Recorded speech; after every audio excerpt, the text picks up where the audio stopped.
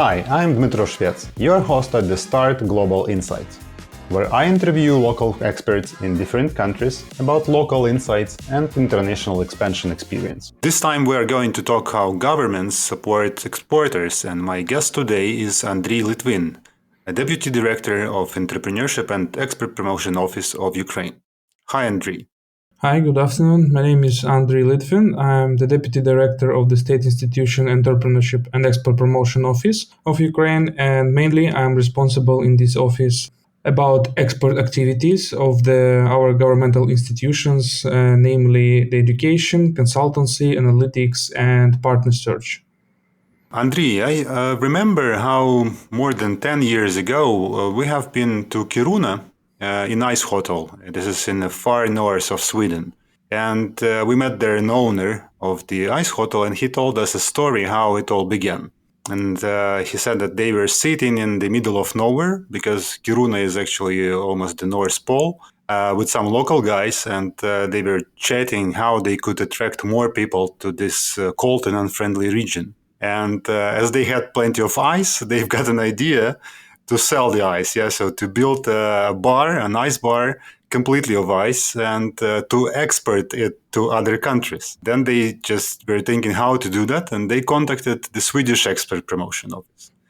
And as they contacted, soon they opened ice bars in several countries, like in Canada, I think, in New York, I believe, and also in Tokyo, what was the most amazing for me. And they began to export ice blocks from the nearby river to build these ice bars in other countries. And at that time, I saw that I would wish that one day we would also have such an organization in Ukraine.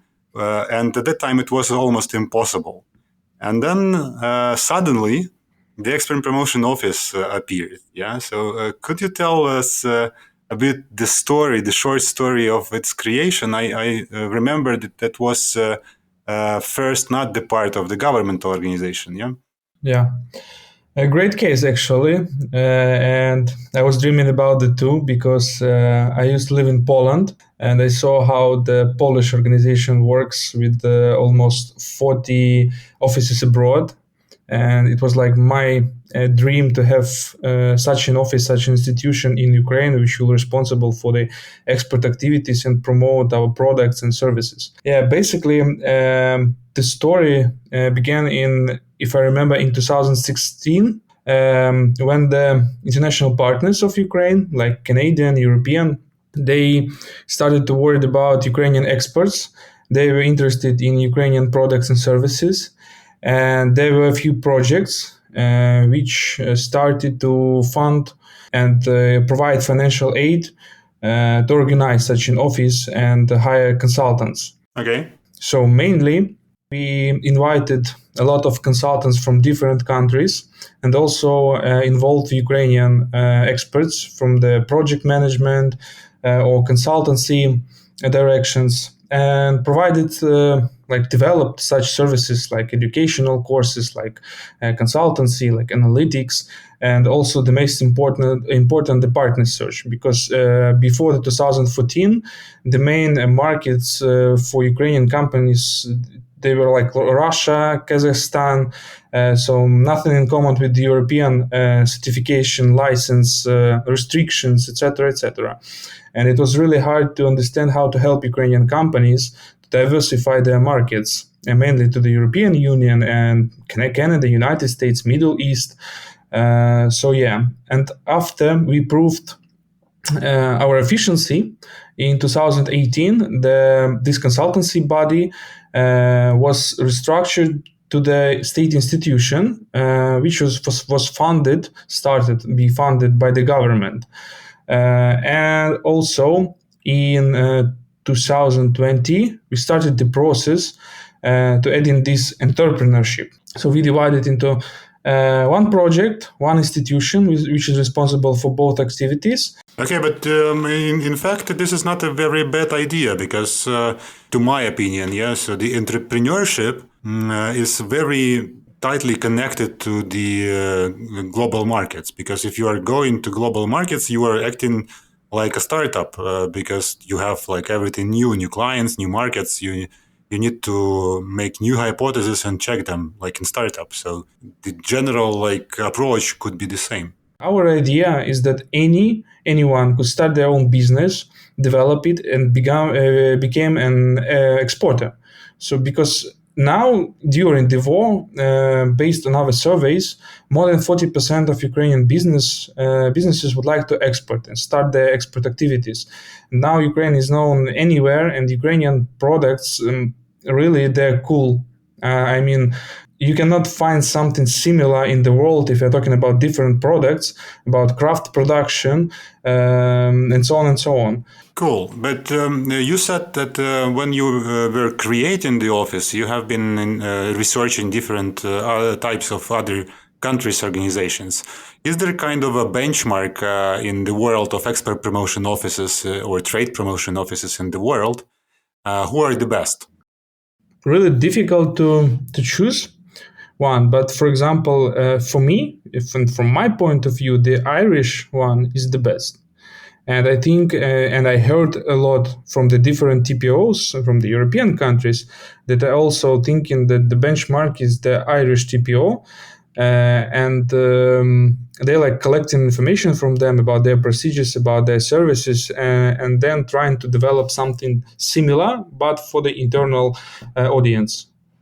Okay, when I consult companies, yeah, so when I tell them like where to search for information, I always suggest them to go to the expert Gov, yeah, so the US trade promotion organization, because they have a lot of valuable resources and so dedicated to the US exporters, but in fact anybody can use it. I suppose that we also have this type of data that can be used from abroad. Now we are providing analytical reports about some sectors, focused sectors for the Ukrainian economy and for us based on also surveys and analytics.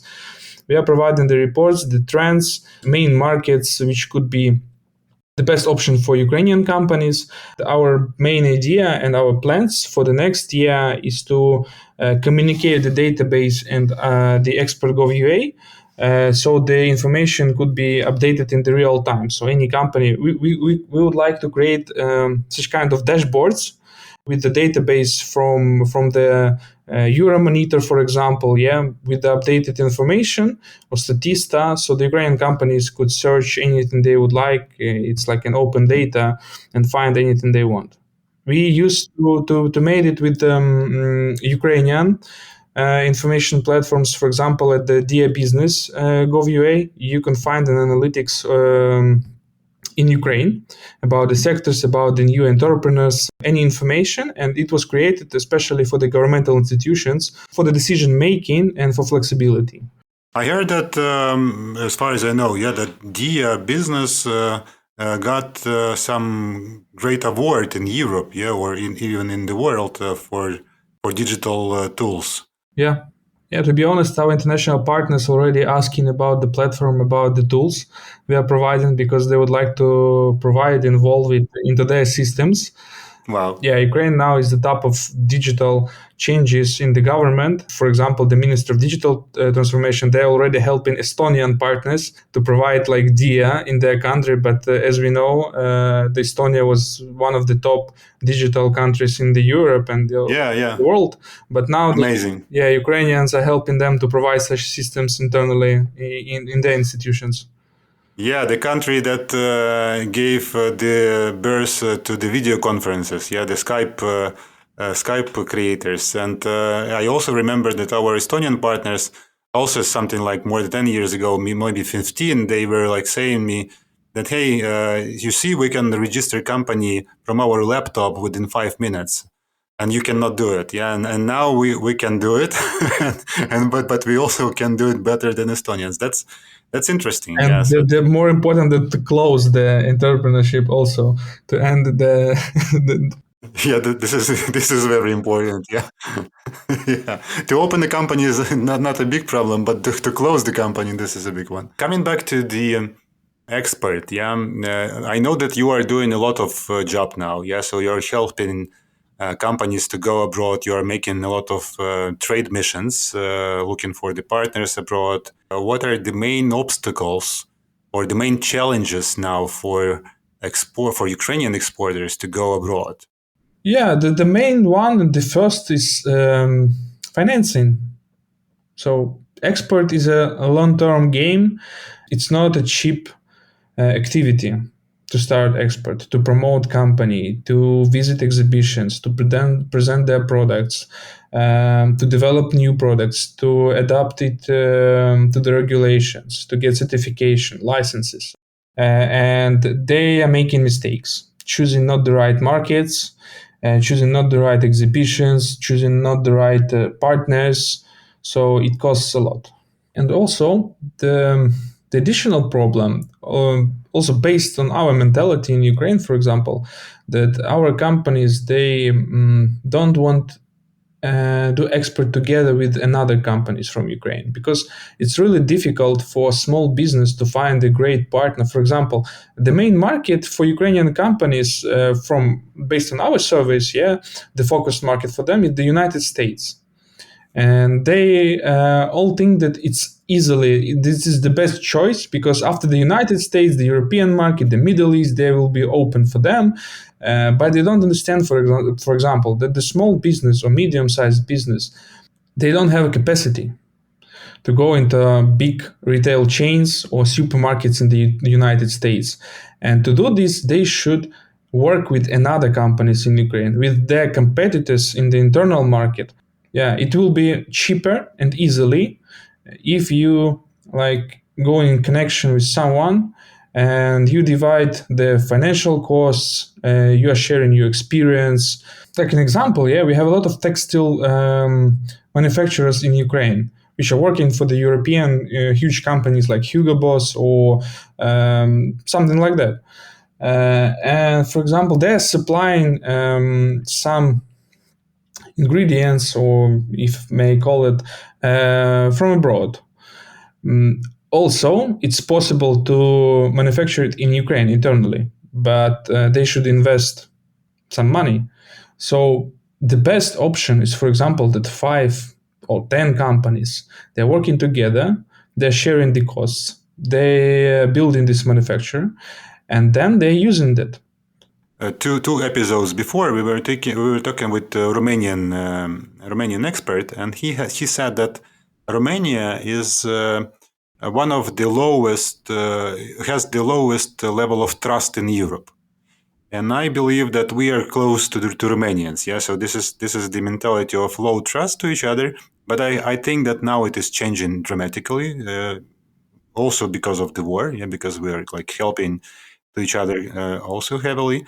But this is also about the long-term thinking. Yeah, so the long-term investments. So not to have the profit, and this is because of the instability. Yeah, so the people are not accustomed to live in the stable world like Europeans, for example. Yeah, like my colleague says, some CEOs, they would like to invest into exhibitions, and other ones, they're buying new Toyota Land Cruiser. Yeah, if I remember, 2 years ago, I had a meeting with German cluster of the aircraft cluster. So the cluster which is joining a lot of companies which are producing some parts for the small planes. So the one company is responsible for engine, the another one for IT, the another one for something else. Yeah, they're cooperating together. And this is a great idea because they're working quite long. They have some internal atmosphere. They trust each other. They're feeling quite good. You know, the cluster is responsible for the lobby. Everything works. You know, I think that it takes time. So I totally agree with you. So I see the same situation with all companies that I work with. But because of the struggles, we also have this muscle of innovation. You know that we have a lot of struggles, and that makes us to be innovative, to be resilient, and to be innovative. And that's why when you are talking to some European organizations, your ideas are like, for you is very simple, yeah, but for them this is something innovative because they didn't even think about that, because they are living in the stable and normal situation, yeah. So they just not motivated to do some stuff. I usually I'm looking not huge companies in Ukraine to understand the situation of the business environment. I usually look into small businesses, like up to 10 or 20 people. And when I see this creativity, the efforts, also when I see that they are exporting their products or they're selling it on the marketplaces, it's great. Yeah, I mean that European companies, they're not ready for that. They're trading like on their local market in the city or in the region, but Ukrainian companies with 20 people, they're selling internally in Ukraine and also sending their products abroad. It's amazing. How do you support these small and medium enterprises when they're going abroad? So mainly, the main difference of our institution that we call the company our client. So we are working with them based on some businesses regulations. So they are our client, and the client have the rights. So mainly, we're asking them to fill the form to understand their readiness. So the form mainly was created based on the Canadian best practice. It's like 38 questions. After that, we understand on which stage of the export activities company is. After that, for example, if the company is a beginner, they don't have expert, they're just starting. So we have some educational courses for them from what they should start, what they should read, what they should understand, etc., etc. Also, we have some courses for companies with some experience, but they are divided into sectors. So those courses are niche courses. We are providing such courses in cooperation with Estonian Marketing Institute, and we have experts, foreign experts, for such courses. And they, during those courses, this is a long-term courses for 8 or 9 months with practical cases. For example, if any company would like to participate, they should understand that they will have to do their homework. And for example, it's divided into modules, and during each module, the participants should find Ukrainian company, small or medium-sized businesses, and work with them. For example, the one module is divided, and the main topic is analytics. So they should find their client and free of charge provide the analytical services. So to investigate the market, to prepare the report, etc., etc. So those courses are like practical. Unfortunately, they're also expensive. So those courses are financed by international partners. The second way of our help is consultancy. For example, we have individual consultations. We are talking with the company. We have individual meetings when we're trying to understand where they have some gaps and where the problems occur. For example, to understand, probably they chose the not like the best option of the market for them. And also this is going in connection with the analytical department because they're analyzing markets, the products of this company and the markets abroad. Also, there are a lot of analytical services. Like there are some of them are automatically provided on our website, expert.gov.ua. Any company should find the criteria, the regulations, the governmental or non-governmental barriers on the website. And another, we can prepare the report, analytical report for the companies based on their request. For example, if any association or the group of companies, they have a request to analyze 5 or 6 or 10 markets, they don't understand which one is the best for them, where their products will be competitive with the local producers. So we could help with them. We are analyzing those markets, we are searching the information, using our databases like open data and also databases which are paid. And after that, partner search. It's also exhibitions, trade missions, the catalog of Ukrainian companies, and our huge dream is to have a Ukrainian brand like Make in Ukraine and to promote this. Talking about this partner search or these trade missions, you are making quite a lot of them, yeah. So you are organizing everything, yeah. So you're looking for the exhibition itself. You are paying for the booth, and then you are finding the potential customers for the booth. How well does it go, and what could be done better? So mainly we are providing services to the food sector, food and beverage, organic sector, IT, machinery, creative industries like lighting industry, furniture. So those are the most important, but we also help in another one like medical equipment. So this is not a problem. We are looking for such exhibitions. Those days, we had an opportunity to ask the organizers to provide something free of charge or with a discount. So this was the main way to cut the costs. So we have a lot of activities before the exhibition or any trade mission. For example, before the trade mission, we have some courses, not like courses, workshops about negotiations or presentations of the companies. So we're teaching them how to present the company, how to prepare the materials in the correct way, how to provide negotiations like one by one, how to sell your products, how to make it attractive. From our side, the exhibition for the prepared companies is the most efficient way. And also trade missions. Nowadays trade missions are really difficult to organize because it takes up to 4 months to prepare. And it's really difficult to do it in Ukraine with some problems with electricity, internet connection. Based on our statistics, if for example 10 companies participate in the trade mission, 3 of them will have contracts after the first time, after the first coming to the country. And if you're talking about exhibitions, it's like statistics are the same, but the amount of the contracts is bigger. What is the most efficient during these events?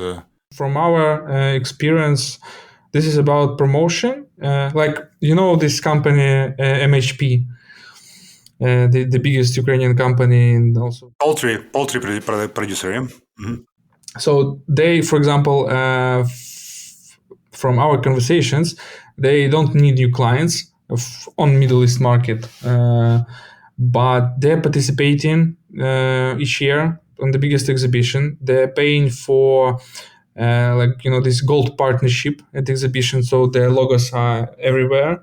It costs a lot of money, and that's all. They making this kebab on their stand and presenting their companies, but they're not looking for the partners. So this is more like a brand awareness thing, yeah? Yeah, this way, yeah. But for small and medium-sized businesses, I would recommend to participate in some niche exhibitions, divided into concrete products.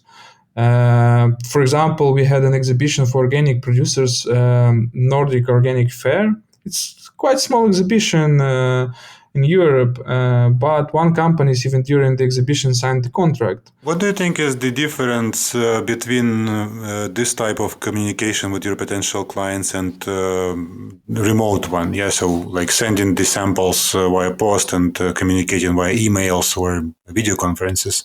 Why this is so important to be in the place and meeting them physically? This was the main problem during the COVID-19. And the main problem is trust. I had a case with the Ukrainian IT companies which are mainly working online, but the CEO of the company has one rule that he will not sign the contract if the potential buyer will not come to Ukraine to see his office, his people, and to talk with them. So after that, I just asked what is the statistics, because he paid everything. So he is inviting and he is paying for the flying, for accommodation, for everything. And I just asked, what is the statistics? Where is the result? He said that no one get back from Ukraine without the contract. From your experience working with so many requests from many industries and many directions, how do you think what countries are the most difficult to enter? Oh, I think that the Asian countries, they are difficult because of this cultural difference, and because they don't know about us. They know only like sunflower oil or something like that. They used to buy Commodities, yeah? commodities mainly, but they don't heard about Ukrainian products with added value. Like Indian probably heard about IT, but they don't know about anything else.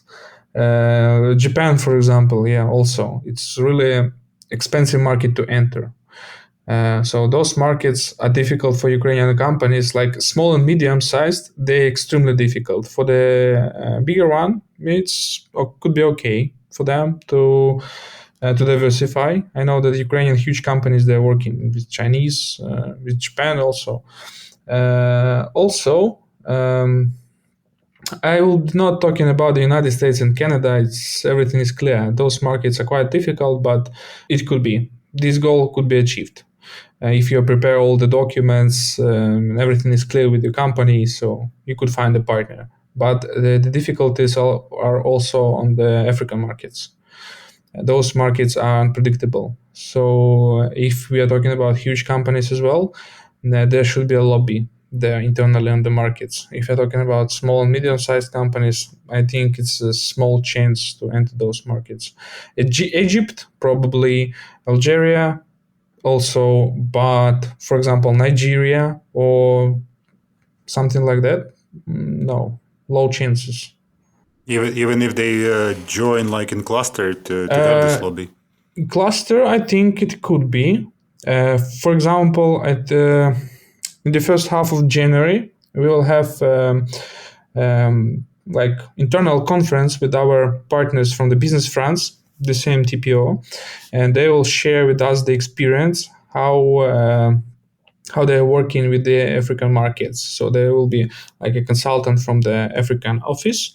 So we would like to get this experience to understand how to help Ukrainian companies, because Africa is a quite good point for us now to exchange the Russian products as well, and Chinese.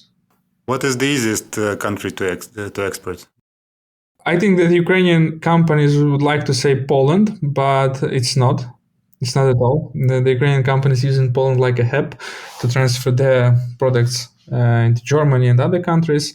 But the easiest, I think that Lithuania, Latvia, Estonia, those countries could be the easiest, but they have small demand. What would be your advice to the exporters or to the companies that are just going to start export? The main recommendation is not to be afraid and to start. It will be quite difficult. It will be expensive. It will be nervous. But after that, everything will be clear. And now export is the main solution for us and the main way to survive, because the war should be going not on the front line, but also in the economic front line. Good. So thank you for such an advice. And I also motivate Ukrainian exporters or not exporters, just the companies that are looking to export and to start it. And it won't be so frightening for you to do it, because you won't be alone. You will be supported. Thank you, Andriy, for being at the show, and good luck with your expert promotion activity. Thank you for the invitation. You are listening to the Start Global Insights, the podcast for businesses looking to expand globally, with your host, Dmytro Shvets. Find our episodes on Google and Apple Podcast and other major platforms, including YouTube.